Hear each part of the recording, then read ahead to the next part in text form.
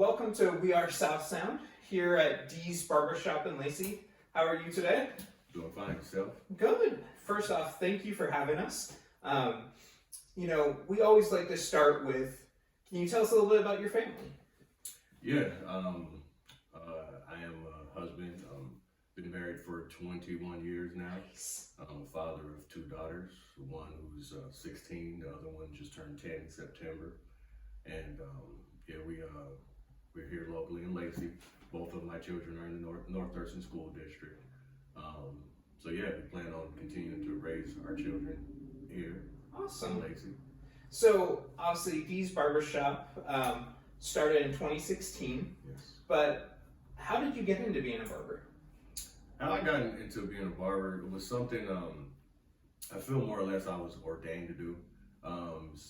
Working with children for a long time, and even prior to that, when I was young, cutting my own hair at times and cutting my younger siblings' hairs.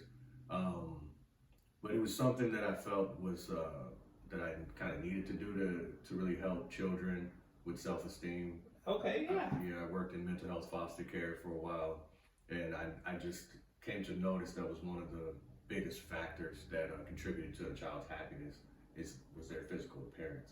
So, any way I can help with that, particularly with children, I'm all for that. That's so cool, man. And I want to say early on when kids came and got haircuts, you gave them like a little car or something, right? Yeah, Hot Wheels and Matchbox cars. So, I have a small collection now, but it was pretty sizable when I first started. I had a paper grocery bag full from bottom to top. It was actually double bagged because there were so many cars. Now I'm down to a small Tupperware container. So being a local barbershop, what is what has been a struggle, but what has been like something like really cool about being your own business? Struggles. I can't really think of any, that stand out. Anything that we're trying to build is going to have some challenges. So, it's just a matter of overcoming anything that comes your way in whatever field that you're in. But, it's all part of life.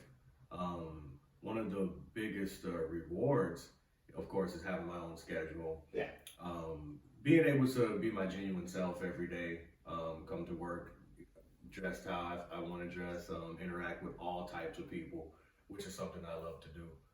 So there's the boundaries that might be there are just basic morals and ethics, when you're engaging with people. But beyond that, it's pretty free flowing, and I really appreciate that aspect of having my own business, and particularly a barbershop.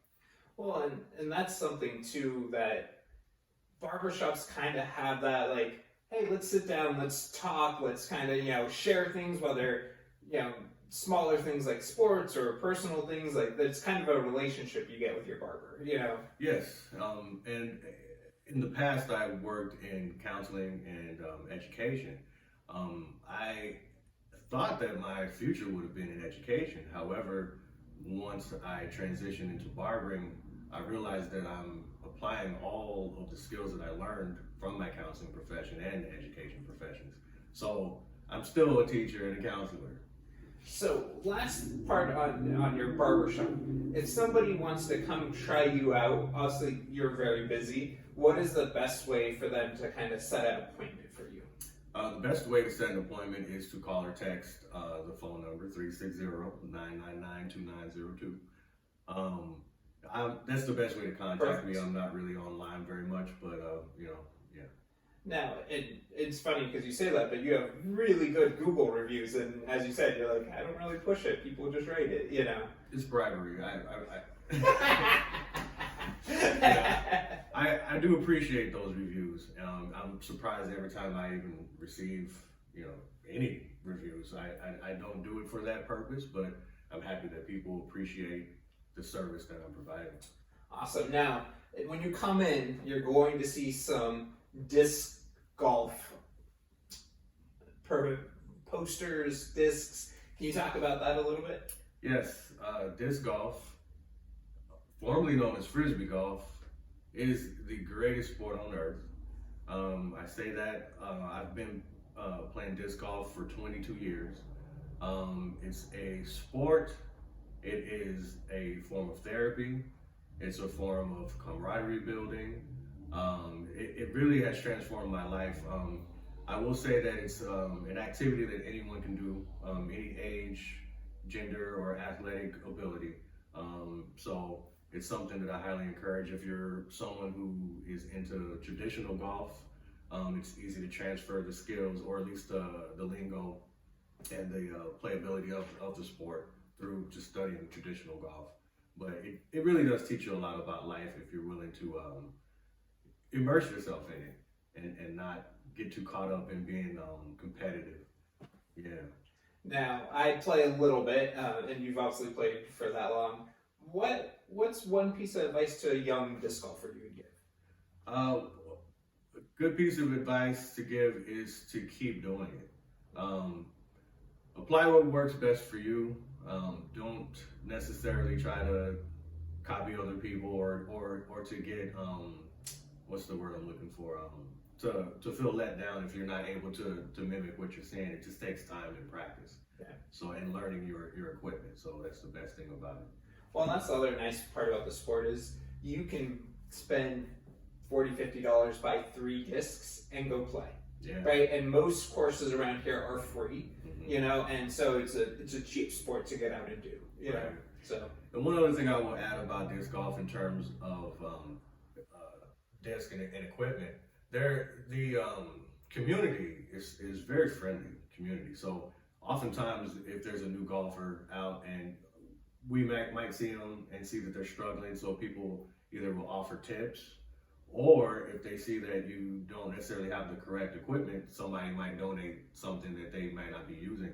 So it's a pretty friendly sport in that way, to where people really are helpful and encouraging for others to not only get involved, but to improve and to enjoy themselves while they're doing it. well, yeah, and it's so, I find peace out there, right? Yes. You can step away from daily life, the daily grind, and just kind of be in nature because it's outdoors, and you know, have a little bit of that competitive flair if you want it there, you know, and so. But back to your barbershop. Obviously, you've been around. Any plans of expansion? Have you added a barber, or is it all just you? I have. It started out with just myself for the first 4 years. Last year, I brought a person in with me. His name is Russell Steplight. He's been working here since he graduated from the Olympia Barber School last year. So he's been here now for 1 year and almost 2 months now. Nice. So the two of us are starting to build. He's about 9 years younger than me, which is very helpful because then we have multiple generations that we can take care of and bring into the shop. So yeah, we do have plans to grow. We're going to let everything happen organically. Yeah. But you know, just the location we're in right now is great. I like the energy here. I like the community. So yeah, everything has been great. Now, remind me, is he also a local basketball coach? Is that right? Yes. Okay. He is the head coach of River Ridge basketball. Okay, very varsity team.